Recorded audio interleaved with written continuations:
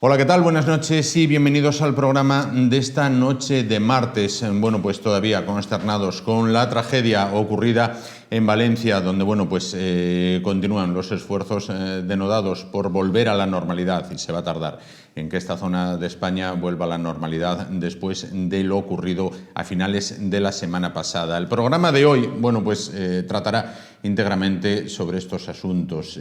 Hablaremos, de las causas y motivos. Hablaremos también, con profesionales de bomberos, en este caso, acerca de las labores de rescate que se están haciendo en la zona, y hablaremos también de la solidaridad que se ha puesto en marcha, como no, también desde Asturias. Lo veíamos el fin de semana en el fútbol, lo vemos también con distintas iniciativas que están mandando camiones cargados de material de primera necesidad, alimentos, agua potable, hacia la Comunidad Valenciana, donde, como digo, continúan los esfuerzos denodados por parte de los vecinos, de los cuerpos y fuerzas de seguridad que están llegando a la zona y de los militares que también están llegando a la zona. Sin ir más lejos, ayer partían efectivos del Regimiento Príncipe número 3 desde el acuartelamiento Cabo Noval, rumbo a Valencia, con el objetivo de recuperar de la mejor manera posible la vida y las propiedades de unas personas que en muchos casos han perdido la vida y en otros casos lo han perdido prácticamente todo. Bueno, vamos ya con el desarrollo del programa. Con la cabecera, como siempre, comenzamos.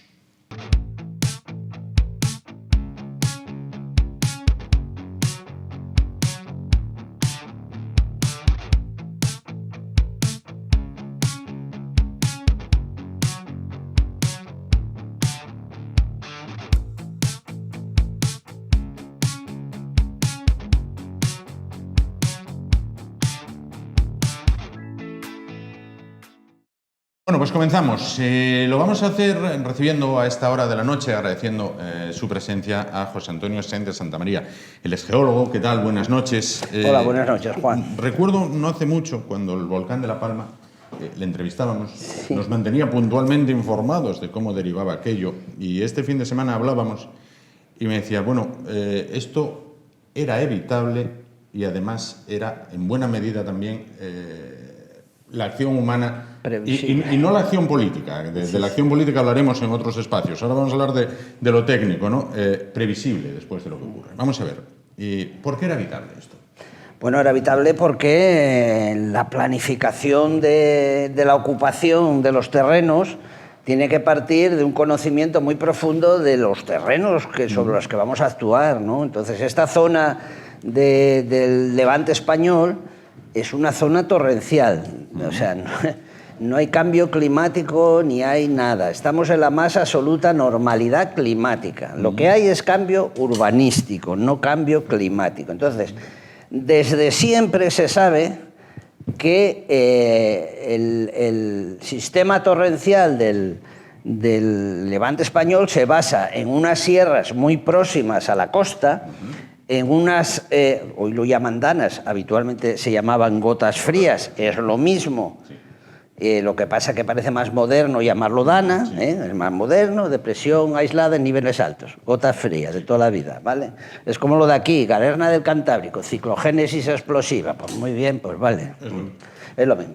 Bueno, pues el sistema consiste en que a finales de verano, cuando el mar está más caliente, ayer, el día en el verano el Mediterráneo estuvo hasta 28 grados, cosa que es habitual o es algo más caliente que lo habitual, pero ahora, en el momento de este sistema, estaba 22. El agua del mar evapora agua, obviamente, y si hay algo frío por encima, ese agua se transforma en nubes cargadas de lluvia, y esas lluvias, si hay un viento de levante, pues acaban en los sistemas montañosos que van siguiendo la costa, tanto alicantina como de Valencia, como de Cataluña, la cordillera prelitoral catalana. Descargan grandes cantidades de agua, del orden de 200 litros por segundo en 12 horas, 400, a veces hasta 600, en alguna está registrado. ¿Y toda esa agua por dónde sale? Pues por los barrancos. que llevan... Para que todo el mundo nos entienda, son como cauces de ríos secos totalmente, todo el año, es que no es que esto no funciona más que en verano y en otoño, es decir, el resto del año las barranqueras, los barrancos, los wadis es lo mismo en Marruecos, en Argelia, se llaman wadis. Por eso nuestros ríos del sur se llaman Guadalquivir, Guadalhorce, Guadalete. Sí. Hay uno en Asturias, el Guadamía, en la zona de Llanes. El Guad es río en árabe. Y Guadalquivir en concreto, río de la vida. Es de los pocos que llevan agua todo el año. Sí. Pero hay muchos barrancos, o wadis, o barranqueras, o como se llame, que están secos, pero que tienen una función esencial, que es el desagüe de todo ese montón de agua hacia el mar cuando se suceden los fenómenos esos. ¿Por qué digo que esto es la estricta normalidad?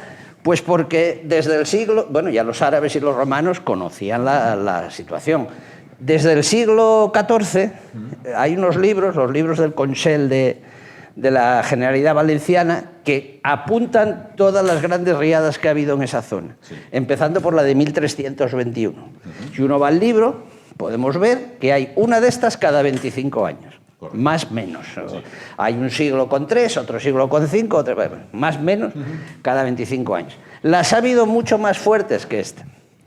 ¿Por qué? Pues la de 1892, la de 1962 en el Vallés, en Barcelona, la de 1517 que desbordó el Túria y todavía hay una placa en el monasterio de la Santísima Trinidad de Valencia diciendo hasta aquí llegó el agua. Sí. La de 1612 en Murcia que arrasó la ciudad. Es decir, esto ya ha pasado. Es cíclico. Es cíclico. Cuanto más intensa es la dana... Sí. Pues más tiene que pasar, ahí lo que llamamos el periodo de retorno, más años pasan entre una y otra. Sí. Ahí es el concepto de periodo de retorno. Sí, normalmente todas las infraestructuras se calculan para el periodo de retorno de 100 años, aunque hay periodos de retorno de 500 años y de 1000 años. Es decir, habrá una muy gorda y no habrá otra en 500 años. Lo que no quiere decir que la otra no sea mañana. Sí. Y que no pasen 1000 años hasta la siguiente. No sé si me explico. El concepto es un poco así. Bueno. Entonces, las ha habido más fuertes, más grandes, y tal, la famosa del 57, la ría de Valencia del 57, que no fue una, fueron 2 seguidas, en 2 días consecutivos, y que dio origen al Plan Sur, a la Solución Sur y al actual cauce del Túria, que ha evitado que toda la ciudad quedara anegada. Es decir, sin ese Plan Sur del año 1957... Hubiera entrado por el Túria... Valencia hubiera quedado como vemos... Sí, claro, por supuesto, y además... El problema es que nuestra ocupación del territorio cada vez es mayor y por eso hay más daños. Esa es la diferencia que existe entre peligro y riesgo geológico. Es decir, una cosa es que un barranco sea peligroso, más o menos peligroso, pero si no hay nada, no tiene ningún riesgo geológico. Si en el barranco plantas una ciudad, plantas aparcamientos subterráneos, esto no se le ocurre ni al Casola Manteca. O sea, en una zona inundable hacer un aparcamiento subterráneo de 2 plantas es algo que solo se le ocurre al Casola Manteca. Y si tú plantas todo eso y plantas 200.000 o 300.000 habitantes, pues lo menos que te puede pasar es que en una riada se te mueran 500. Pues bueno, o sea, la diferencia entre peligro y riesgo es esta, ¿no? Entonces, claro, nosotros vamos ocupando el territorio, vamos haciendo infraestructuras, la línea de la DIF de alta velocidad, las carreteras, las autopistas, todo esto suponen frenos al libre discurrir del agua por su terreno. Es decir, porque es que además el terreno es del agua, o sea, lo reclama y se acabó. Entonces, todo esto lo que pasa es que ha supuesto un cambio urbanístico tan grande a lo largo del último siglo que nos ha llevado a la situación actual. Y con una dana o una gota fría de un tamaño normal, o incluso más grande de lo habitual, pues hemos tenido unos daños pavorosos, que evidentemente eran evitables. Si quieres entramos en eso. Sí, pero antes vamos a dejar una cosa tremendamente clara. Es decir, usted me comenta, se ha construido... Donde no se debía, por donde el agua baja hacia el mar. Claro, por las zonas... Porque es que luego hay otra cosa. Esto es de primero de geológicas y de primero de geografía. Sí. O sea, es lo que se llama, la asignatura se llama geodinámica externa. Es decir, un río, un sistema fluvial, no lo compone el canal por donde va el agua habitualmente, o no va nada, porque también puede pasar. lo compone también su llanura de inundación, que se llama así. Es la decir, zona por donde se expande en caso de inundación. Exactamente. Sí. Cuando un río lleva excesivo caudal, sube, ocupa su llanura de inundación y circula todo por ahí. O sea, cosa que pasa cada 100 años, 50, 200, lo que sea. O sea, hay que tener en cuenta, y de hecho se planifica, porque hay mapas de esto, hay mapas de todo esto, hay mapas. Las zonas inundables. Y en esas zonas inundables lo más que se puede poner, qué sé yo, es un campo de fútbol para entrenar, un parque para los niños, pero no se puede poner un cebadero de terneros, como pasó en la Seduriel una vez, que en una inundación pusieron un cebadero de terneros y claro, murieron los 500 terneros, aparecieron río abajo. O sea, claro, es que ese es el tema, que tenemos que ser conscientes de que la naturaleza ocupa lo suyo y nosotros, como ya te dije en el caído del volcán, no podemos hacer nada. Es decir, tú me preguntabas con el volcán, ¿qué podemos hacer? Pues ponernos en alto y mirar. Bueno, pues esto es igual. Nuestras actividades tienen que ponerse en el alto y mirar cómo pasa el agua. Y si no, estamos todos mal. Se construyó durante décadas en esa zona inundable, en esa zona de barrancos, insisto, barranco, cauce por donde discurre el agua rumbo al mar cuando llegan estas gotas frías, ¿vale? Y eso ahora ya está construido, eso ahora ya se construyó, los vecinos allí ya viven. Claro, ahora hay que hacer algo. ¿Qué hacer? Porque, bueno, claro, pues te digo, esta zona se conoce, se ha estudiado, hay mapas de zonas inundables, hay mapas de caudales, la Confederación Hidrográfica del Júcar tiene, y como todas las confederaciones hidrográficas, tiene el SAIH. El SAIH, S-A-I-H, es el Sistema Automatizado de Información Hidrogeológica, que se compone de una serie de pluviómetros que están colocados por los montes y una serie de estaciones de aforo que están en los ríos. La estación de aforo del barranco esto se puede ver en internet, yo ya estoy jubilado y tengo tiempo. La estación de aforo del barranco del Pollo, 22 kilómetros por encima de la zona inundada, pasó de un caudal de 20 metros cúbicos por segundo a 300 en 2 horas. En 2 horas, la tarde del follón. En 2 horas. O sea, y está todo estudiado. Y entonces, como está todo estudiado, hay planes. Claro, vivimos en un mundo ecológico, eso sí, pero claro, como el mundo es ecológico, pues no hacemos lo que debemos hacer. Ejemplo, en el año 93, el ministro Borrell, del Partido Socialista, ordenó hacer un plan hidrológico nacional, incluyendo estas zonas torrenciales que había que frenar el agua, ¿vale? Ese plan, en el año 96, cuando sale el gobierno socialista y entra el gobierno del Partido Popular con Aznar, se continúa trabajando en ese plan. Y en 2001 estaba preparado el Plan Hidrológico Nacional. A la llegada del señor Zapatero en 2004, lo paralizó. La excusa era que somos muy ecológicos, claro. Entonces, como somos muy ecológicos, hacemos un plan hidrológico basado en trasvases, en presas y en tal, y en hormigón, que es lo que les interesa a las constructoras, cuando nos interesaba a todos. Vale, paralizado ese plan, lo único que ha pasado es que ni el gobierno del Partido Popular del señor Rajoy, ni el gobierno actual del PSOE de Pedro Sánchez han hecho nada. Pero se sabe dónde hay que hacer las presas, son presas en esta zona en concreto, la presa de Cheste, hay 3 o 4 presas que hay que hacer de 20, 30 hectómetros cúbicos, es una cantidad pequeña de agua, y entonces esa pequeña presa de 20 hectómetros cúbicos sirve para parar la riada salvaje, para laminar la riada. Atenuarla, porque te lleva el pantano de Forata, que es un pantano de 31 hectómetros cúbicos, que está aguas arriba de toda esta zona. En ese pantano, el día de autos había 5 hectómetros cúbicos de agua. En 12 horas se llegó a 30,7, cuando el límite son 31,2.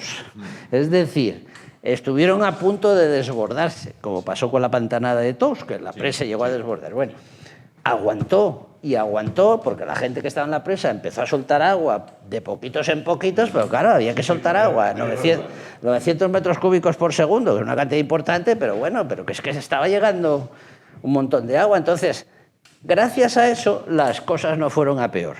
Las cosas en el río Magro y en esta zona no fueron a peor. Pero claro, el problema es que todo esto se sabe, está dicho por los técnicos, lo digo yo, lo dicen los colegios de geólogos, los colegios de ingenieros de caminos, cualquiera que haya estudiado algo de geografía física, o de geología, o de obra pública, sabe que hay que hacer estas cosas. Que además ni siquiera son caras, porque a lo mejor una presa normal pues te puede costar 30, una de estas pequeñitas, igual te cuesta 30 o 40 millones de euros. Mira lo que va a costar esto. Y ya no valoramos las vidas, pero solo en daños va a costar 5 o 6 mil millones de euros. Con lo cual no se entiende. Pero claro, el problema es que a la vez intentamos renaturalizar los ríos. ¿Qué es renaturalizar un río que pasa por una ciudad? Eso no solo que el cacho que pasa, sino el de aguas arriba. No es renaturalizable, es decir, tienes que tenerlo en condiciones de que no te genere una avenida y una inundación. Quería preguntarle también, cuando se suceden los incendios, periódicamente, todos los años en España, el monte, bien, bueno, pues todos con el monte y todo esto, bien. Siempre se dice, hay que tener el monte limpio. Bien, evidentemente. Hay que tener el monte limpio, vale. Sí, ya había un plan para limpiarlo, pero bueno, el caso es que no se limpió. ¿Las riberas de estos ríos están limpias también? No. ¿O el agua arrastra, como vemos en los vídeos, cuánta maleza encuentra por ambas? Es que no sé si lo sabes, pero antiguamente los ribereños, si yo tengo una finca llena de pomares, de una pomarada, en el río Nava, por ejemplo, o lo que sea, el dueño de la finca tenía derecho a limpiar su trozo de río. Sí. Hoy te meten unas multas que te quedas nuevo. Porque hay que dejar que los ríos vuelvan a su estado natural. Su estado natural es salvaje, es decir, y además es mentira, porque la naturaleza donde nosotros vivimos siempre la hemos controlado. Y gracias a eso vivimos. Es decir, no puedes dejar que la naturaleza vuelva a su estado natural, porque eso va contra los intereses humanos. Entonces, hay que mantener los ríos limpios. Yo, que me ha tocado por mi profesión, lo primero que hace un geólogo cuando llega a una zona nueva, lo primero, que no conoce, es calzarse unas botas de pescar y subir por los arroyos viendo el fondo, que suele ser roca virgen. Es lo primero que se hace. Bueno, te puedes encontrar de todo, desde lavadoras hasta colchones, hasta árboles caídos que cayeron y ya están pudriéndose desde hace 20 años. Bueno, lo que quieras, te puedes encontrar de todo. Hoy día. Y claro, ¿qué pasa? Cuando llega la riada, todo ese material muerto, todas esas cosas acaban en el primer ojo del primer puente que encuentra el río. ¿Y qué pasa? Claro, tapona, se forma un embalse detrás y ese embalse inunda aguas arriba toda la zona. Es lo que pasa aquí. ¿Viste ese puente que se cayó? No se cayó por la fuerza del agua. Se cayó porque se taponó de todos los restos que bajaban por la Rambla. Y una vez taponado, se forma detrás una presión insoportable y el puente cede. Si el puente estuviera limpio y el cauce del río estuviera limpio, pasaría un montón de agua por debajo, pero no pasaría esto de que se llega a caer por la formación de un embalse detrás. Entonces, entiendo, como primeros pasos para evitar la siguiente, que la siguiente llegará. Llegará, sí. Sin duda. No dentro de 25 años, a lo mejor llegará dentro de 10 o dentro de 40. Pero llegará. Pero llegará. Correcto. La construcción de esas mini presas o mini embalses, vamos a llamarlos así, no es la presa de Asuán. Son presas de 20, 30, 50 hectómetros cúbicos. Correcto. Pequeñitas. Y mantenimiento de las orillas. Claro, limpieza. Hay carrizos, allí se llaman carrizos. Sí. En la zona valenciana hay carrizos, que son unas, como bambúes, pongamos, por poner algo. Son unas plantas así altas que ocupan los ríos. A veces el carrizo es tan abundante que no ves el agua del río. Bueno, pues eso antes la gente los usaba, los agricultores usaban para pastorear los tomates y las verduras y tal en sus fincas. Hoy día no se pueden cortar. Y claro, cuando viene la riada, se lleva los carrizos, se lleva todo hasta el siguiente puente. Eso es la porquería que... Perdón por la tal, ¿no? La porquería que vemos que arrastra el río. Vemos el agua delante y luego una masa marrón de ramas. Esa masa marrón, que la habrás visto también el otro día, dijeron que había encontrado unos cadáveres en una playa. Toda esa masa marrón que había en la playa es eso, es toda esa materia orgánica muerta, vegetal, que acaba colocada en su sitio, que es en la playa. Y si hay un cadáver, pues también acaba el cadáver en la playa. Entonces, primer paso, la construcción de esas mini presas, llamémoslo así. La segunda, mantener limpios los cauces del río. Exactamente. ¿Alguna medida más habría? Sí, en determinado, porque claro, el cauce del río se aterra, es decir, va dejando, de hecho se ha visto algunos coches medio enterrados. Sí. Sí. Eso hay que dragarlo, hay que mantener, en las zonas donde vive la gente hay que dragarlo, porque si no lo dragas, lo que pasa es que el cauce pierde caudal, pierde sección y por tanto pierde caudal. Sí. Y entonces es más fácil en un cauce aterrado que el agua se desborde. Sí. Entonces hay que mantener un dragado. Porque tiene menos fondo. Claro, tiene menos sección, Claro, sí. El canal tiene menos sección y entonces aguanta menos caudal. O sea, para igualdad de caudal, a mayor sección, menos probabilidades de que el agua se desborde. Y mayor rapidez del agua. Y mayor rapidez del agua, que evacúa y no mayor tiene... rapidez y mayor fuerza del agua, ¿no? Sí, entonces, sí. como los problemas que veíamos en el instituto, que ahora no sé si se dan. Sí. Si tengo una sección de tubo más estrecha, el agua sale más rápido, fuerte. Claro, correcto. Exactamente. A igualdad de caudal sale más presión. Entonces, bien, todo esto es física de primero, o sea que no tiene que ver evidentemente con el cambio climático, eso ya te lo digo. Quería preguntarle también por eso. ¿Esto se ha atribuido desde primera hora al cambio climático? Claro, pero es que eso es lo normal en los políticos, sí. O sea, esto viene pasando desde que se inició el Holoceno hace 20.000 años y quedó libre de hielo toda la zona. Sí. O sea, esto viene pasando desde siempre, con mayor o menor intensidad y no tiene nada que ver. Lo que pasa es que el cambio climático se ha convertido en la excusa perfecta. Es, de alguna manera, de lo que se trata es... Ya te digo, es de que la población se resigne a que esto va a seguir pasando. Te voy a admitir, a efectos de la discusión, que es verdad que el cambio climático hace más propenso Valencia a todas estas cosas. Te lo voy a admitir. Sí. Solo a efectos de la discusión. Evidentemente, si esto es así, lo que había que hacer mañana es ponerse a tomar las medidas que eviten que esto vuelva a pasar. Sí. Y las medidas no son dejar de emitir CO2 a la atmósfera y estas cosas.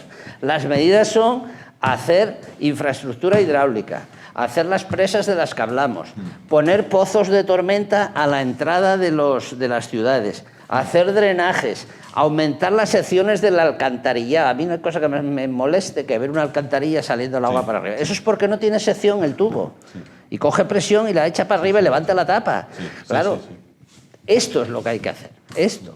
O sea, independientemente del origen o causa del tema. Quiero preguntarle también, e insisto en que la entrevista no tiene un tinte de responsabilidades políticas. No se trata de eso, se trata de una entrevista técnica. Pero usted ha trabajado en distintos organismos, instituciones.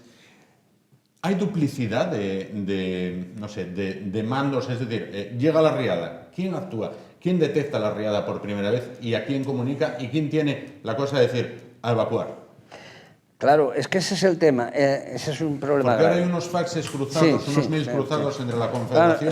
Claro, somos un país civilizado, del primer mundo, y conocemos perfectamente, la EMET conoce perfectamente la evolución del tiempo y da cuenta de ello.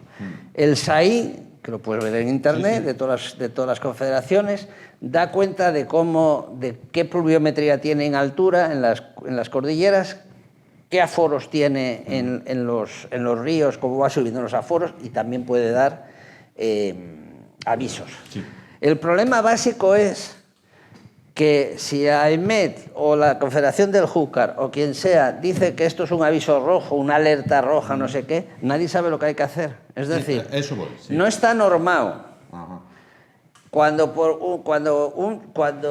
el señor del tiempo sale y dice que en Valencia hay aviso rojo, la población debería de saber que ese día no se va a trabajar, ese día no se va a los colegios y ese día hay que quedarse en casa. ¿Por qué? Porque lo mando yo, que soy el presidente del gobierno, o quien sea. Me da igual. Sí. O el ministro de Fomento, me da exactamente igual. Pero es que esa es la parte que no está normada. Es decir, si en Estados Unidos alguien dice que hay una alerta roja y que hay que evacuar, evacúa todo el mundo. Sí. No se pone uno a discutir si voy o no voy, si voy a... Sí. Si aquí el día hubo una alerta roja, lo que había que haber hecho la gente en lugar de ir a trabajar era quedarse en casa y punto. Y se hubieran ahorrado muertos. Sí. O no ir a comprar al parque subterráneo de no sé dónde, que no me acuerdo cómo se llama, pero bueno. Ese tipo de... O no llevar a los niños al colegio, o si están en el colegio no ir a recogerlos, que se queden en el colegio. No lo sé. Esa es la parte que está sin definir y que tiene que definirse por ley. Pues claro, si tú no vas a trabajar porque la televisión dijo que hay una alerta roja, a lo mejor no te paga el jornal o te echan. Sí, puede ser. Salvo que esté en la ley que tú, como dijeron que había alerta roja, no te moviste de casa, ¿vale? Esa es la parte que no está bien, en mi opinión, bien definida. ¿Qué significa que me diga que hay una alerta roja? No significa nada. Que va a llover mucho, significa que va a llover mucho. Pero no significa que como va a llover mucho yo me tengo que quedar en mi casa y no ir a trabajar. O no salir a la autopista. No está la Guardia Civil cortando la autopista para que no entre nadie.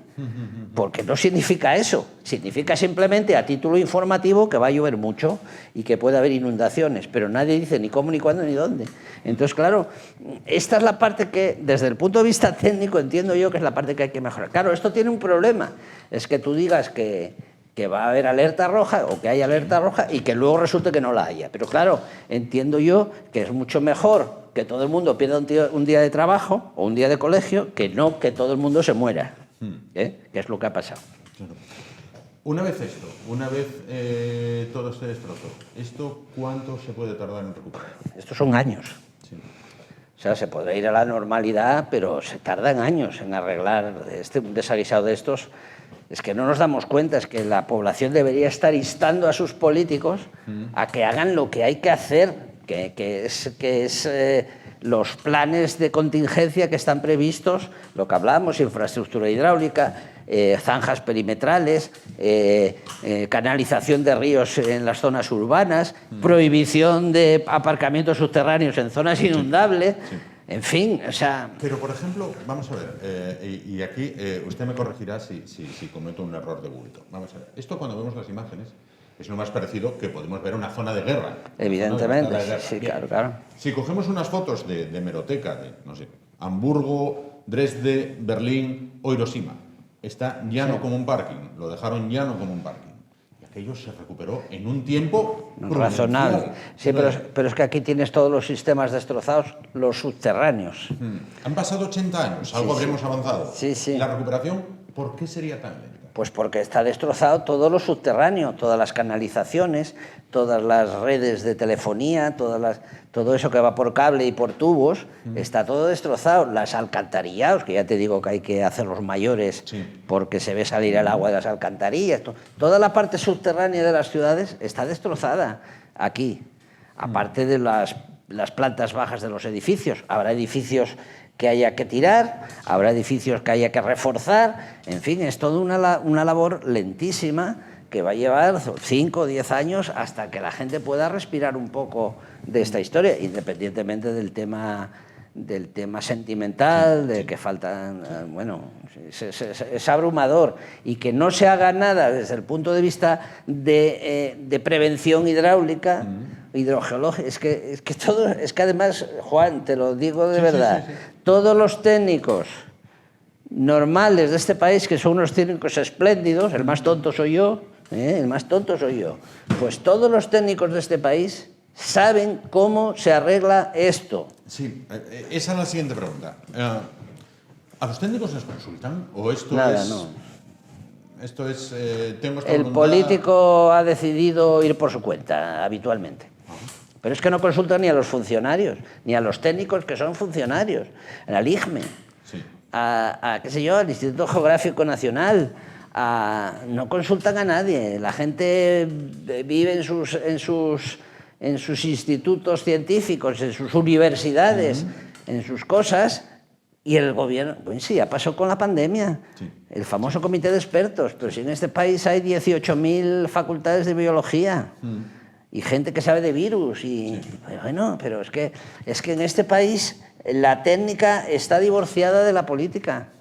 Yo no entiendo muy bien por qué, pero es así. Es decir, o sea... El anterior desastre natural del que aludíamos al principio de la entrevista, el volcán de La Palma.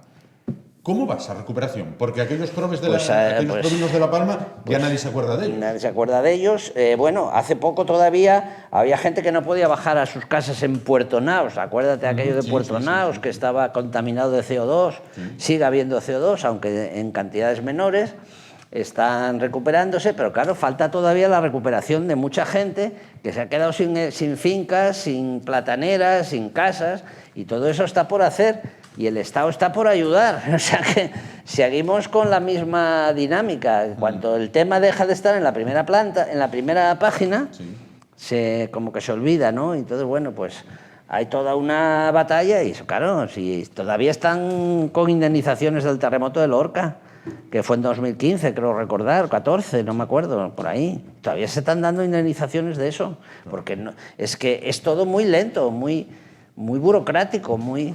Todo eso es muy lento, pero coincidiremos en que la atención mediática es muy rápida. Es decir, esta noche hay elecciones en Estados Unidos. Mañana la portada de los periódicos va a ser las elecciones de Estados Unidos. Y esto ya pasa a páginas enteras. Claro, evidentemente. Pero es que antes, cuando yo era joven, había una cosa que era ¿qué fue de no sé quién? O ¿qué fue del volcán de La Palma? Y la gente hacía reportajes sobre esto. Hoy vivimos en un mundo donde lo que importa es el titular, nada más. Me estoy metiendo en tu terreno. No, por Dios. Y ya no, las cosas que no pasan, ya no pasan. Es decir, esto ahora la gente tendrá que recuperar su vida, tendrá que recuperar su hacienda, y lo tendrá que hacer despacio y arremangándose, porque una vez que deja de estar en el candelero, pues ya nadie le importa nada. Y las obras públicas que deberían de hacerse quedarán también en el olvido. Dos temas antes de finalizar. Vamos a ver. Cuando ves una desgracia de estas, yo al menos trato de llevarlo hacia lo que más próximo, lo que más conozco. Vamos a ver. Imaginémonos que esto ocurriese en Asturias. Vamos a tomar como ejemplo... Ya ha ocurrido. Bueno, pero una de estas, pero vamos a tomar como ejemplo, Dios no lo quiera, que mañana... Vamos a tomar como ejemplo las dos principales ciudades, Oviedo y Gijón. Oviedo no tiene río, no, ¿vale? Afortunadamente. Pero es una ciudad tremendamente cuesta. Es decir, yo me quería imaginar el agua bajando por la calle Toreno o por Marqués de Santa Cruz. Sí, bueno, pero no es mucha agua. Gijón sí tiene río. Gijón tiene río y tiene la plaza del Humedal y tiene una zona, es geotécnicamente muy problemática. Ahí se puede acumular mucha agua. Sí, Gijón tiene un problema. Por eso están haciendo pozos de tormenta en Gijón. Correcto. ¿En Asturias también se ha construido donde no se debía? Bueno, el hospital de Riondas. Hubo que sacar a los enfermos de la UCI en lanchas neumáticas en el año 2010. Podéis ir a la hemeroteca. Hay una foto de un señor con uno de salvamento, en una zodia, con los goteros. ¿Por qué? Porque el hospital de Riondas está construido en la zona en la llanura de inundación del río. Es una cosa maravillosa. Correcto. Maravillosa. Bueno, pues rezar que no pase. Otra cosa, muy rápido, que nos marcan el tiempo. Cuando existe una desgracia de estas, ¿es esencial un mando único? Evidentemente. A ser posible, militar, por supuesto. Coincido. A ser posible, militar, por supuesto. Coincido. O sea, esta es la típica desgracia que la única manera de afrontarla es con un buen sistema de rescate, que todo el mundo sepa que está a las órdenes de quien yo diga, que para eso soy el gobierno, y punto pelota. Y se acabó, porque es que si no es imposible de manejar. Es que esto, y así además lo dijo el rey, es que es imposible de manejar. Sí, se tardó en hacer cosas, de acuerdo, se tardó, no vamos a discutir si fui yo, si fuiste tú, si fuimos los dos, que más bien fuimos los dos. Sí. Pero es cierto que la devastación es de tal calibre que es muy difícil llegar a todas, aparte físicamente es difícil llegar a las zonas, o sea, lo primero que hay que hacer es limpiar caminos, y es muy difícil. Y sacar a la gente de los tejados, que fue lo primero que se hizo, pues hay que ir poco a poco adentrándose en las dimensiones de la inundación. Pero claro, es que pero que se hizo lento y todo eso está bien, pero que se hizo sin un mando único también es un error, sin duda, sin duda. Y la última, ¿usted entonces considera que para la siguiente nos coge como con esta? Igual, cambio climático, Dios mediante, sí. Es decir, la siguiente será, pues qué sé yo, pues en 2040, yo qué sé, en 2050, y le volvemos a echar la culpa al cambio climático, pero esto es la normalidad climática. No se ha visto cambios grandes en la pluviometría de los últimos 60 años. Las sequías en España son las mismas del siglo XIX, en tamaño, en forma y en situación. Es decir, nada de esto no había todo esto ya había pasado antes, por decirlo al revés. Y claro, el problema es que lo que tenemos que hacer es concienciarnos de que el mundo es así, el mundo geográfico y geológico es así y que hay que actuar sobre él, no dejarlo a su libre albedrío, como sostiene el ecologismo urbanita de la calle Uría o de la calle Alcalá de Madrid. Es decir, los que vivimos en el campo sabemos cómo es realmente de dramático vivir en el campo. O sea, no, la naturaleza no es simpática para nada. Dicho sea de paso, la naturaleza no... Se habla mucho de la catástrofe natural. No, no hay catástrofes naturales. Hay catástrofes artificiales. O sea, como dice una frase, la naturaleza no genera catástrofes. Las catástrofes son propiedad del ser humano si sobrevive. Así es. Pues José Antonio Sáenz de Santamaría, geólogo, muchísimas gracias por estar con nosotros esta noche, por aclararnos, bueno, todos estos conceptos ante toda esta saturación que estamos viendo de noticias. Una se sobrepone a la otra, como bien usted decía. Muchísimas gracias. Nada, a vosotros. Muchas gracias. Nos vamos muy rápido a publicidad. A vuelta, vamos a hablar con un bombero profesional, con más de 37 años de servicio, para conocer un poquito más de cerca, más en profundidad, cuál es la acción que realizan estos hombres y mujeres que están desplazados a esta zona, tratando de salvar vidas y tratando de salvar todo lo salvable dentro de toda la desgracia. Ahora mismo estamos de vuelta.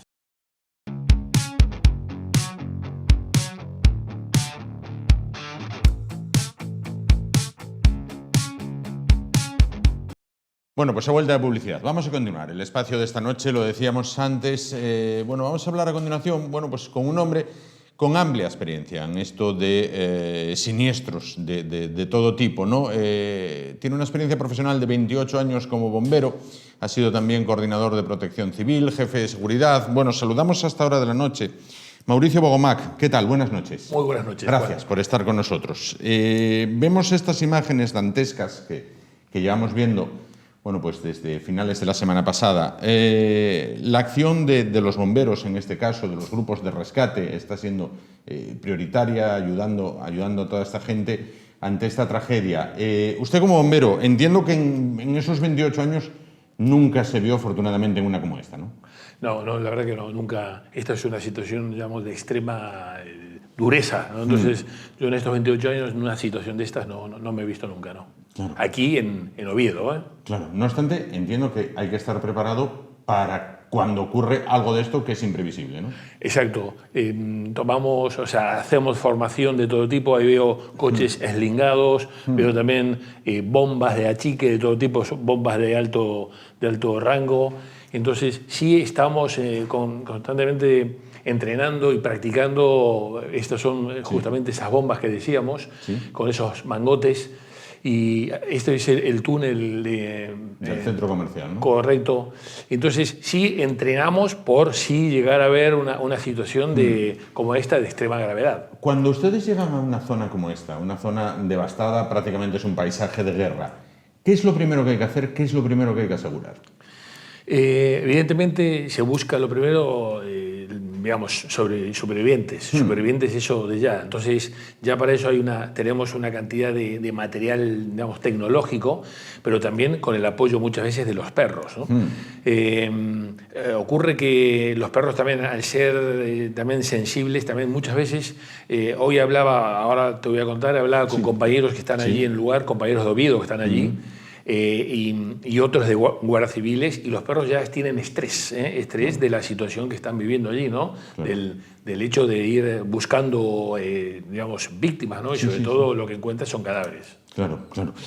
Vamos a ver, cuando, por ejemplo, en una zona como esta confluyen en la misma calle, es una cosa parecida a la que le preguntaba hace meses cuando hay un accidente, ¿no? Pero confluyen en la misma calle bomberos, Guardia Civil, policía local, por ejemplo, y sanitarios. ¿Quién manda en ese momento? Quiero decir, ¿quién es el que dice, vamos a entrar aquí, vamos a ir allí, ¿Quién es el que...? No me refiero a autoridades y gobierno central, regional, políticos aparte.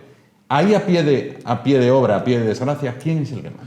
Aquí, a pie de obra, como dices tú, el rescatador. El rescatador es el que va a velar por la seguridad de él, de su binomio, de su compañero, de la dotación de la víctima que está rescatando y de los médicos que van a atender. Con lo cual, cualquier orden que emita ahí el rescatador que esté al mando, eso va a ser, es un agente de la autoridad, perfectamente, ¿eh? En la zona cero, estamos hablando de la zona de rescate. esa zona, sí. Entonces, manda allí bomberos. Claro. Cuando hay una inundación de este tipo, bueno, pues salta todo lo que es el aparataje eléctrico, salta todo esto. ¿Con qué hay que tener especial precaución cuando se entra en un inmueble? Evidentemente con dos cosas muy importantes, es el gas y la electricidad. En una medida así hay que prever, hay que cerrar las llaves de paso del agua a la general, porque si no, muchas veces estas aguas van a inundar las tuberías, digamos, nuestras de aguas negras, aguas sucias. Entonces, pero aquí las experiencias y las estadísticas, lo que estamos ahora leyendo es que han reventado todo tipo de tuberías y todo tipo de, digamos, de instalaciones. Sí. ¿El gas es tremendamente peligroso en estos Tremendamente peligroso, pero yo diría que el gas aquí ha pillado por sorpresa, ¿no? Pero con el tiempo que llevamos en los primeros momentos, las roturas de gas y todo eso va reventando de edificios y sobre todo van reventando por zonas, por cuadrículas, por manzanas. Entonces claro. Es importante ya cortar de antemano, cortar toda la zona, todo el barrio, todo ese lugar. Claro. Cuando hay tragedias tipo terremoto, por ejemplo el que hubo en Lorca, los que hubo hace poco en Marruecos, los que hubo en Turquía, siempre leo, dicen, son vitales las primeras 24 horas para encontrar, bueno, pues a las personas con vida, ¿no? ¿Esto es así? Sí, vital. Empezamos con la hora de oro. La hora de oro es un término acuñado por Adam Crowley en la mitad del siglo XX. Era un cirujano médico del hospital de Maryland, y él decía que todo lo que ocurra en la primera hora, para bien o para mal, será determinante en la mejoría de esa persona.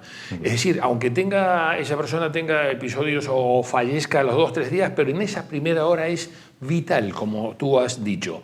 Primero es la primera hora de oro. Luego, hasta las 24 primeras horas, también es muy importante todo lo que suceda en esas 24 primeras horas. Entiendo que tiene que ser tremendamente estresante, no solo para la persona que lo sufre, sino para la persona que trata de rescatar. Por ejemplo, cuando vemos, bueno, pues una persona atrapada bajo una pila de escombros que se está comunicando con los rescatadores o con los bomberos o con la Guardia Civil. Lo primero que es tranquilizar a esa persona, es decir, vamos a intentar, pero no tirar con fuerza bruta porque todo puede venirse abajo. Hay que tranquilizar también a esa persona. Correcto. Hay que tener una psicología, sobre todo una psicología de emergencia, una psicología para, primero, no mentirle. No, estás bien, o no pasa nada. Sí que pasa, está atrapada, está llegando el agua. Primero, no mentirle. Y segundo, mira, vamos a hacer todo para sacarte y, primero, intentar presentarse para tener la valentía de presentarse a esa persona. Y, ¿cómo te llamas? Me llamo tal. Tratarla por el nombre, y a partir de ese momento se hace una vinculación en la cual exactamente, llamándola por el nombre, que ella también lo repita y repita el tuyo y el de ella, para ir sacándola poco a poco de ese lugar. Así todo, 2 cosas, no mentirle ni tampoco decirle nada, minimizar la situación que está pasando. Son 2 cosas, hay que cambiarla. No, me duele mucho tal, cambiarle, no. Me tienes que ayudar. Si tú me vienes a rescatar, me tienes que ayudar.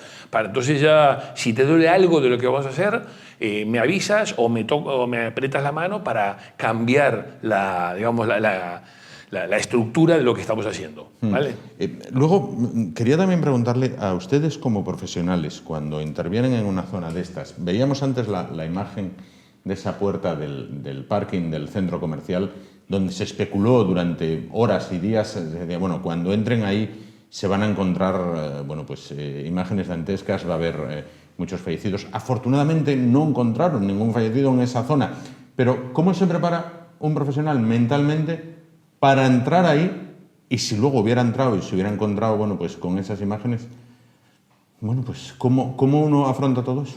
Sí, se llama aproximaciones progresivas, vamos haciendo. Cuando entras a esta profesión, entonces no entras de bombero 1 de punta de lanza, vas bombero 3 o 4 y poco a poco, bueno, el primer día que se encuentra un fallecido, entonces, bueno, tú estás de bombero 3 o 4, te aproximas, pero los veteranos o el mando, el jefe de dotación o tal, son los que van de avanzadilla o van realizando las tareas previas y tú vas colaborando, te vas aproximando. Conforme va pasando el tiempo, los años, vas bombero 2, 4, 3, 2, 1, hasta que ya luego vas teniendo experiencia, más la formación que vamos adquiriendo constantemente. Pero esto se llama, insisto, una formación progresiva en este aspecto para ir haciendo callo. Claro.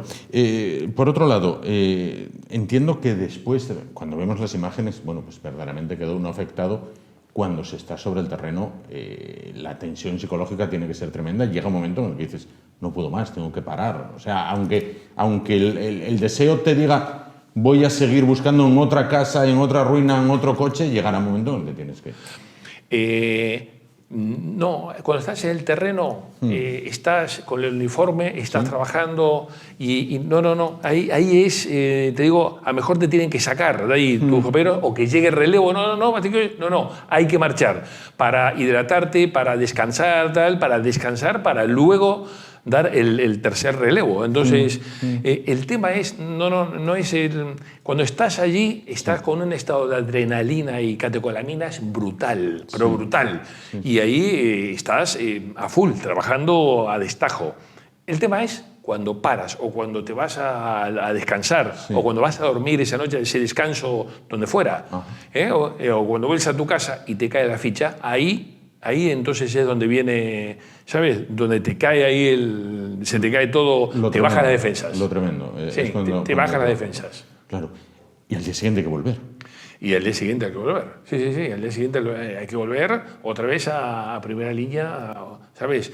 Pero no solo al día siguiente. Vamos a suponer que sales, ¿no? Vas a descansar y tal, y de pronto hay un estado de alerta. Tú estás descansando, estás durmiendo incluso, pero otra vez te llaman o suena la alarma y otra vez esa alerta, esa alarma hace que estés otra vez en estado, se llama actitud de guerra, actitud de combate, Y estás otra vez con la adrenalina, otra vez estás a full para volver a trabajar. No has descansado, incluso, pero estás otra vez en ese estado de combate. Claro.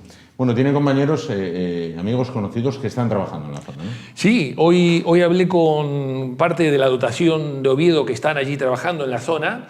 Y me decía, mira, Mauricio, el nivel, digamos, de catástrofe, de desastre es brutal, pero también el nivel de solidaridad que aquí hemos visto es, bueno, estamos digamos, cansadísimos de trabajar, pero también con una satisfacción impresionante. Tenemos una sonrisa de ayudar. La gente por la calle les agradecen, no paran de agradecerles y bueno, la verdad que están ahí en primera línea. Hoy llevaban 4 días para vaciar un garaje y para buscar víctimas que les habían dicho, vaciaron el garaje, lo que acabas de decir, y no se encontraba a nadie. Mañana llegan otros 3, van a trabajar 2 días juntos y ya luego hace relevo, vuelven estos y así van otros, y esto es así, es relevándose constantemente, 24/7 sin parar, y esto relevándose constantemente. Y me decían, que increíble aquello y eso, barro y agua por todos lados y están vaciando todo lo habido y puede haber. Que están todas las ONGs que te puedas imaginar, bomberos de todas partes de España, de todos lados, del mundo, de policías, de todo tipo, guardias civiles. Están aquí, es increíble. Increíble. Hay vídeos por ahí de bomberos de Bilbao y de otras zonas que no les dejan ir. Sí, bomberos de Bilbao, 4 veces me parece que ya estaban para salir y los echaron para atrás. Madrid también otras 3 me parece.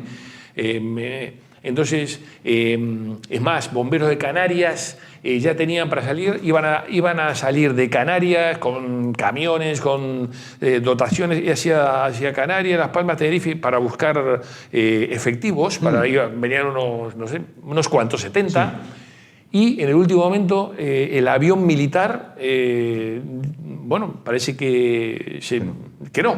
Así que hablaron, el gobierno de Canarias habló con Vinter, y Vinter puso un avión y lo llevó para Valencia.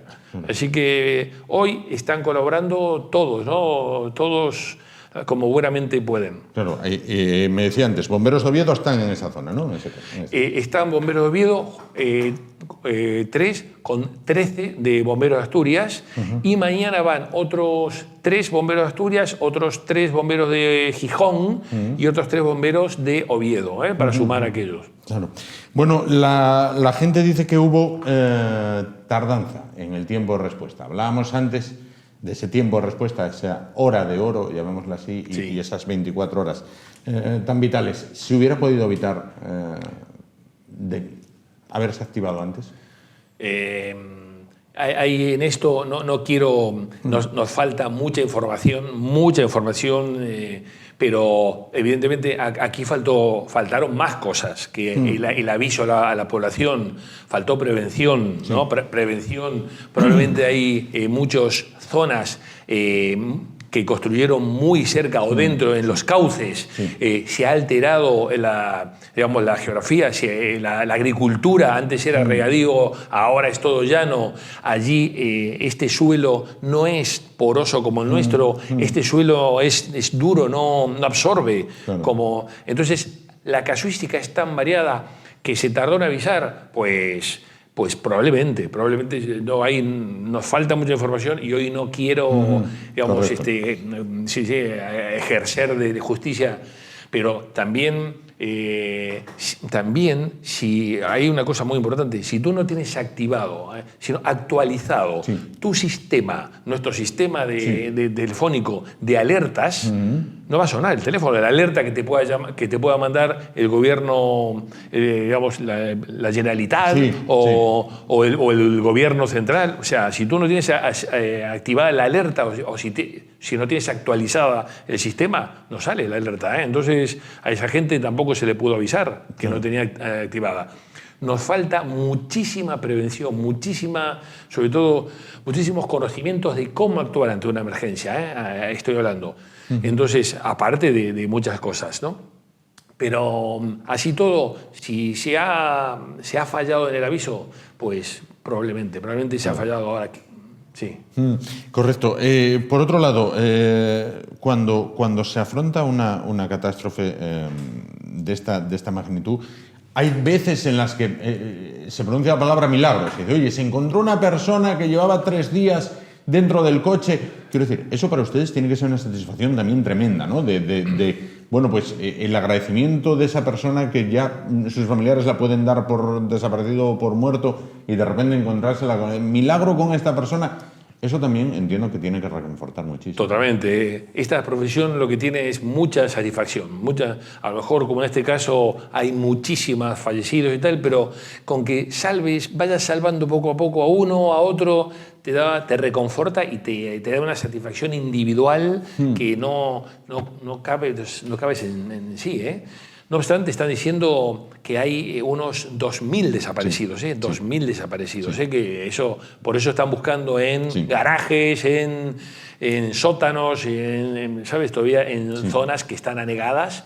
Por eso están pidiendo todavía más bombas de agua extractoras, exactamente, justamente para evacuar todas esas lodos, ¿no? que hay allí. Claro.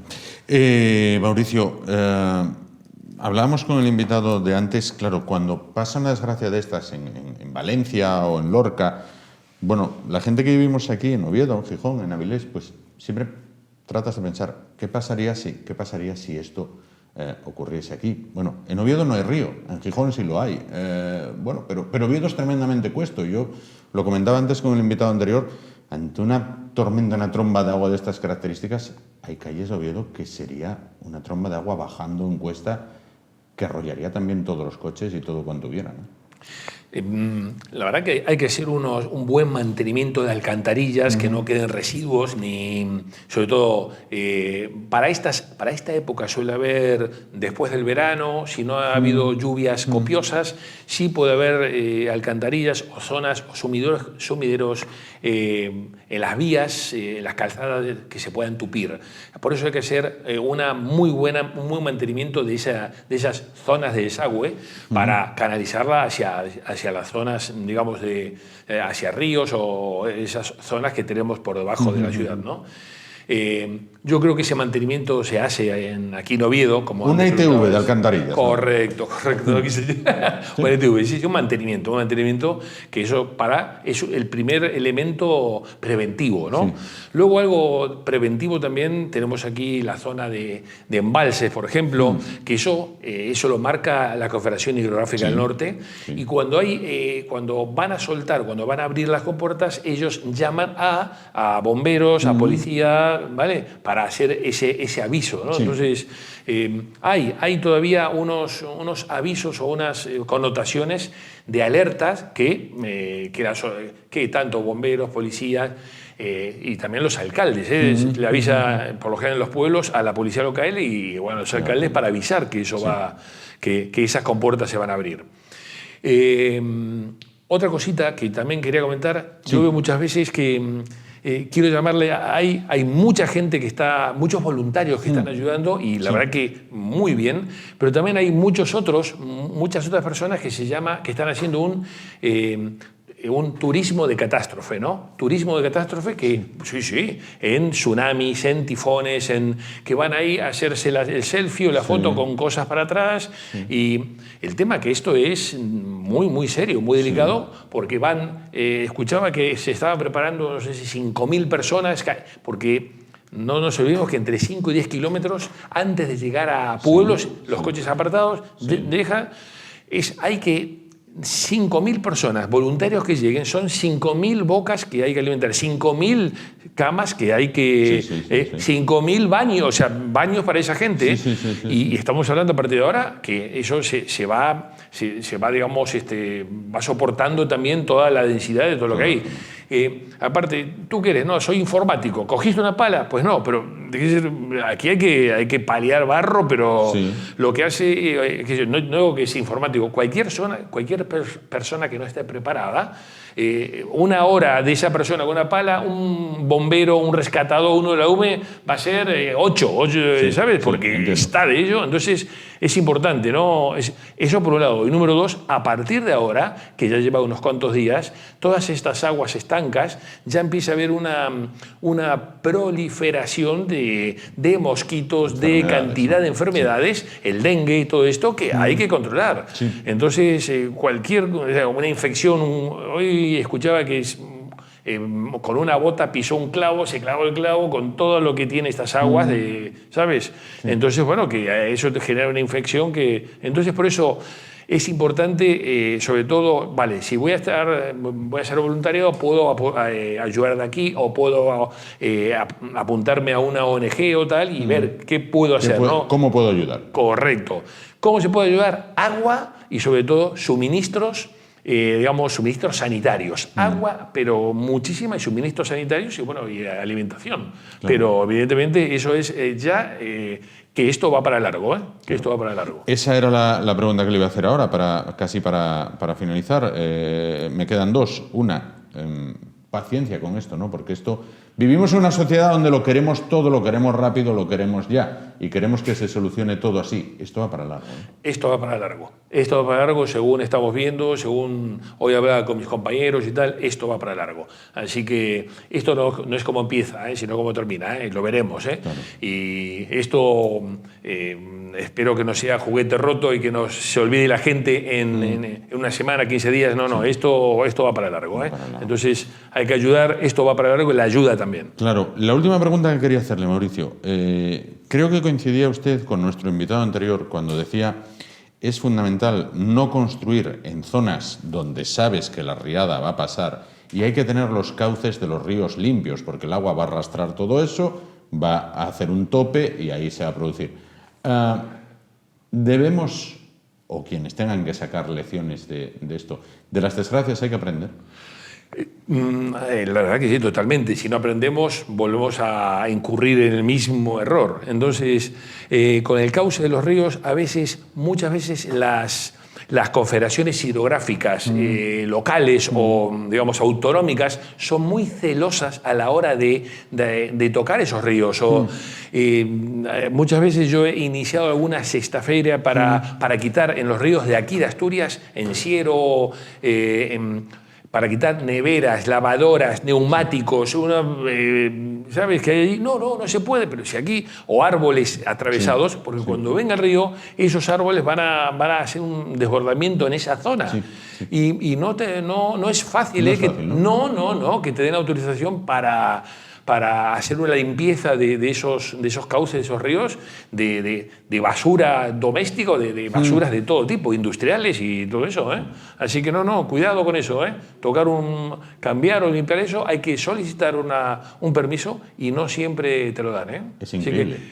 Así que yo creo que esto nos tenemos que aplicar desde la prevención y todo lo que estamos haciendo para evitar que esto no vuelva a suceder. Esperemos que así sea. Mauricio Bogomac, bombero, 28 años como profesional. Muchísimas gracias por estar con nosotros esta noche y aportarnos, pues lo que es el testimonio de sus compañeros del Ayuntamiento de Oviedo allí desplegados y también, la experiencia que dan esos 28 años. Muchísimas gracias. Muchísimas gracias a vosotros. Gracias. Buenas noches. Buenas noches.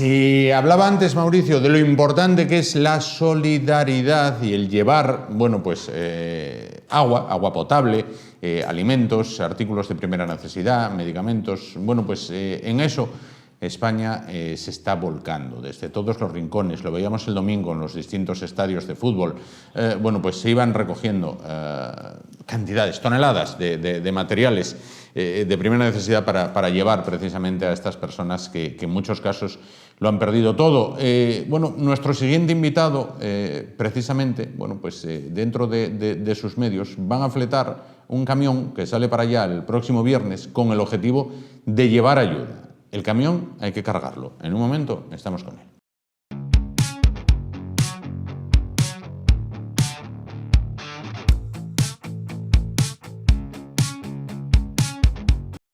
Vamos a continuar. Recta final del espacio de esta noche. Hablábamos antes con Mauricio Bogomac acerca de la solidaridad que se está poniendo en marcha desde prácticamente o desde toda España, ¿no? En este caso, nos olvidamos de las rencillas de unas comunidades con otras, de los colores, de las banderas, y nos volcamos con aquellos que más lo necesitan. El programa más visto en la televisión nacional ayer, además de Juego de Dos, Equipo y Afición, fue la entrevista del Hormiguero al escritor Arturo Pérez Reverte, al novelista Arturo Pérez Reverte. Arturo Pérez Reverte hace unos años dijo que los jóvenes en este país no estaban absolutamente preparados para nada, porque habían crecido en un Disneylandia particular y que luego, cuando se enfrentaban con la dura realidad en forma del paro o de una pandemia o de problemas personales, se venían abajo. Sin embargo, ayer el propio Reverte,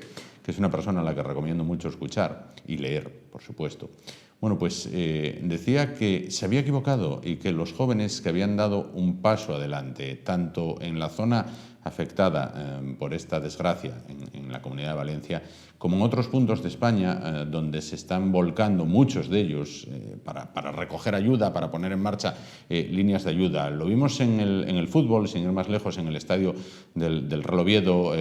Seguro que han visto esas fotos de todo el material que fue llegando a la gente y que los jóvenes fueron allí juntando. Lo vimos durante la pandemia, cuando muchos jóvenes de estos que se les considera frikis porque van a las parroquias, están allí en las parroquias, atendieron a los que estaban solos, sobre todo ancianos. Y es el caso que les vamos a contar a continuación. Nuestro siguiente invitado, ustedes lo conocerán, porque los lunes participa en el programa de fútbol Juego de Dos, Equipo y Afición. Yo no sé si su máximo amor, pero uno de los máximos es el Real Oviedo, pero tiene hueco también para la solidaridad. Juan Velázquez, buenas noches. Buenas noches. Hoy no vamos a hablar de si jugó bien Colombato o si jugó Cazorla dio una lección. Vamos a hablar de que estáis poniendo en marcha un camión, lo veremos en imagen dentro de un momento, para que vaya a Valencia con ayuda, artículos de primera necesidad, agua potable, medicamentos, alimentos. Este camión. haciendo la broma, aunque estamos en medio de una tragedia, si un camión de cerveza no se abre paso, es que ya no se abre paso nada en este país. Pero bueno, rumbo aquí, a esta otra zona. Pero el camión ahora hay que llenarlo. Ya tenéis el camión, pero ahora hay que llenarlo. ¿Cómo? ¿Quién? ¿Cuándo? Pues a ver, sí. Lo primero de todo, bueno, que conste que esto yo ya lo dije hoy por la mañana, cuando se anunció. Esto no es una idea. Yo es cierto que hace cosa de una semana tenía en la cabeza la idea de hacer algo por Valencia y en vista que el Oviedo no terminaba de moverse, yo estaba por hacer una recolecta oviedista y demás. El Oviedo acabó moviéndose. Sí, y bien. Y muy bien hecho, además. Sí. Entonces, yo ayer, todavía dándole vueltas a cómo podría ayudar, me llega el caso de que se está organizando, cuando te digo casi un centenar de jóvenes de toda Asturias, a lo ancho y, bueno, de toda Asturias, que se están organizando para ir a Valencia a ayudar. Sí. Y entonces yo en ese momento, aparte de pensar evidentemente en poder ir y demás, decido entrar, porque se están organizando mediante WhatsApp, a ese grupo para ver qué ambiente hay. Y si es cierto que, por culpa de algo que ha polarizado mucho a la sociedad últimamente, como es la política, la gente no terminaba de ponerse de acuerdo. Y entre tanto, un señor, porque es un señor, está hablando una amiga mía con él y le dice que él tiene un camión. Sí. Y que este mismo fin de semana, con su familia, se va a ir a Valencia a ayudar. Y entonces es en ese momento en el cual a mí me dice, oye, mira, tengo este caso y nos gustaría llenar el camión. Yo rápidamente creo un cartel y hoy por la mañana lo sacamos todo. He de decir que me he pasado toda la mañana llamando y caminando por Oviedo, para adelante, para atrás, recogiendo cosas, buscando gente que quiera donar, muchísimas cosas. Que pudiese salir en la tele, también salimos esta noche en la radio, también en RTPA. Sí, correcto. Todo para poder conseguir, pues esto, conseguir que ese camión que vamos a llevar, que son 12 palés europeos, unas 6 toneladas, pueda ir a Valencia a ayudar. Porque además, y es la parte más bonita, el mismo señor que va a llevar el camión se va con toda su familia a Valencia a ayudar, y en principio durante una semana. Entonces, de esta manera poder acercarnos a los más perjudicados. Ahora mismo estamos buscando, como decías tú, llenar el camión. Y es que nosotros no nos queremos olvidar de nadie, porque sí es cierto que algo que nos hemos dado cuenta es que la gente está mirando mucho por el ser humano de a pie, lo más normal, una persona normal que necesita pues comer, beber y vestir. Sí. Y sin embargo estamos viendo con el paso de las horas que hay mucha gente que está necesitando más porque son gente más especiales. Gente que tiene problemas de diabetes, gente que no puede comer ciertos alimentos. Y esto está provocando pues, que sí es cierto que se esté satisfaciendo las cosas lo más general, lo más básico para el ser humano promedio, pero que se estén descuidando pues alimentos sin gluten y un montón de gente que al fin y al cabo es una gran parte de la población. Sí, con muchas alergias y con muchas cosas. Exactamente, porque muchas veces pensamos, este amigo mío es el extraño del grupo, pero resulta ser que en el mismo grupo hay otro que también tiene otra alergia a otra cosa. Y entonces, al fin y al cabo, es gente que eso lo sufre y en esas condiciones lo sufres más. Entonces, es la recolecta que más bien nosotros estamos buscando. Estamos buscando, evidentemente, todo aquel que quiera donar pasta, no le vamos a decir, oye, no, llévate la pasta a otro lado. Todo es bien recibido. Pero estamos buscando, sobre todo... Pasta, hablamos de macarrones. Pasta de macarrones, sí. Correcto.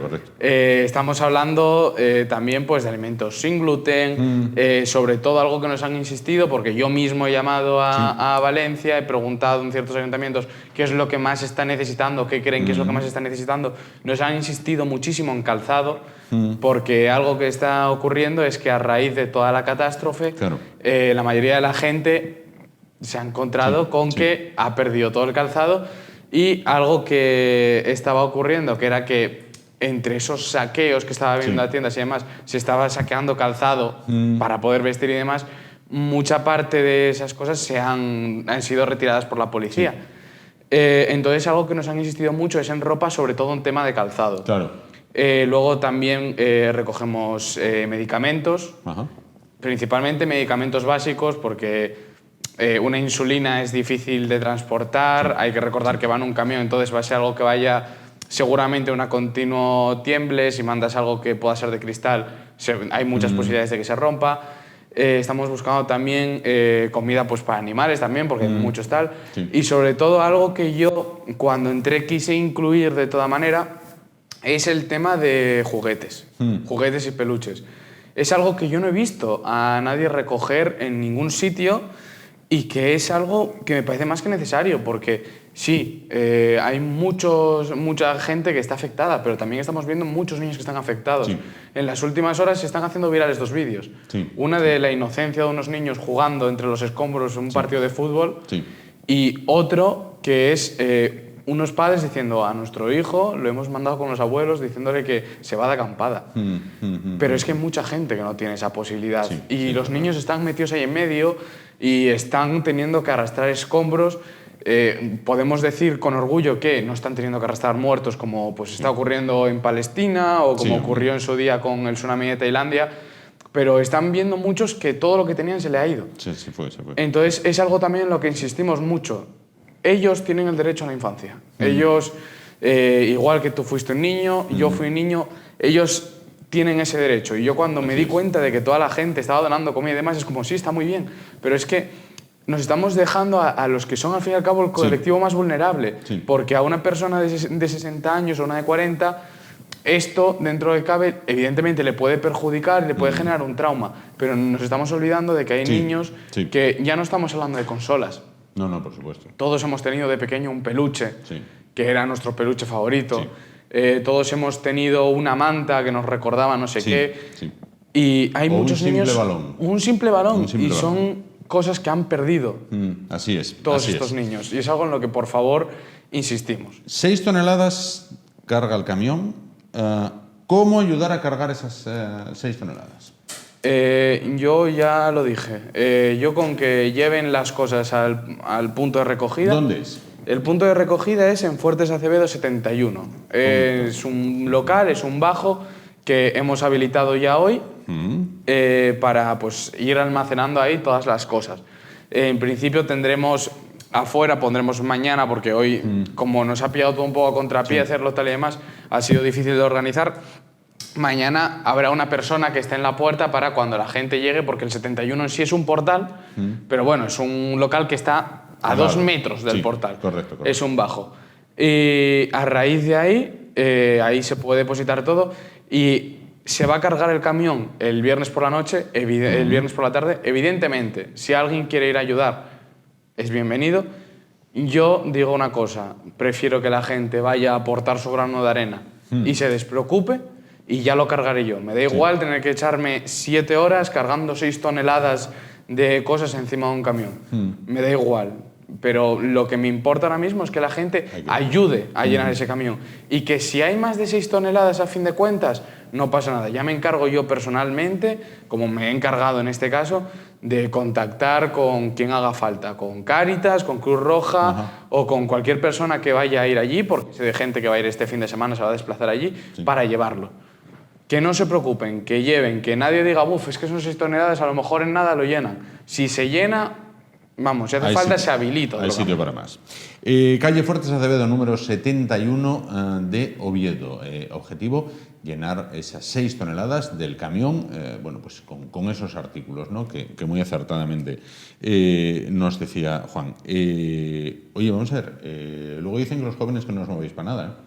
No, yo cuando el vídeo que tú dices de PR Reverte, yo también lo había visto y cuando lo vi genera un poco de indignación. También quiero defender, voy a hacer un poco abogado del diablo, aunque no me gusta mucho defender eso que dijo, pero quiero entender que él se refería más a todo lo que se está viendo, pues que, y eso no tiene culpa a nadie, está aumentando el número de suicidios infantiles.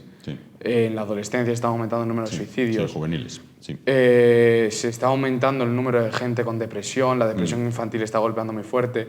Y quiero pensar que él se refería a eso. Porque yo creo que se ha demostrado siempre y se demuestra con muchas cosas que los jóvenes de hoy en día tienen mucha pasión. Tenemos cada vez, y esto es un dato que está ahí, cada vez los jóvenes comienzan a tributar antes. Cada vez los jóvenes empiezan a trabajar antes. Es cierto que hay muchos que lo hacen porque, oye, mira, me saco un extra de dinero, pero hay muchos que lo hacen por ayudar, hay muchos que lo hacen por buscarse su vida. Entonces, si bien es cierto que esa frase me parece que iba un poco por ese punto de que tenemos una sociedad que va hacia un punto muy negro y los jóvenes dan la sensación de que tal, respecto al esfuerzo no es así.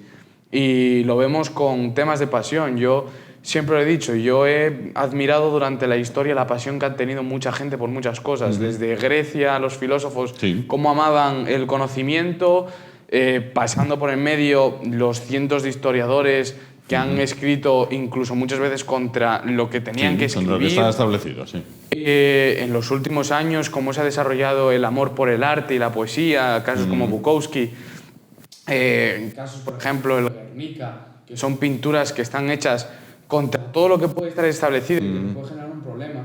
Y la sociedad siempre ha estado preparada y llena de valientes. Y lo que estamos viendo estos últimos años, que claro, la gente muchas veces dice, esta generación, ¿por qué tiene pasión?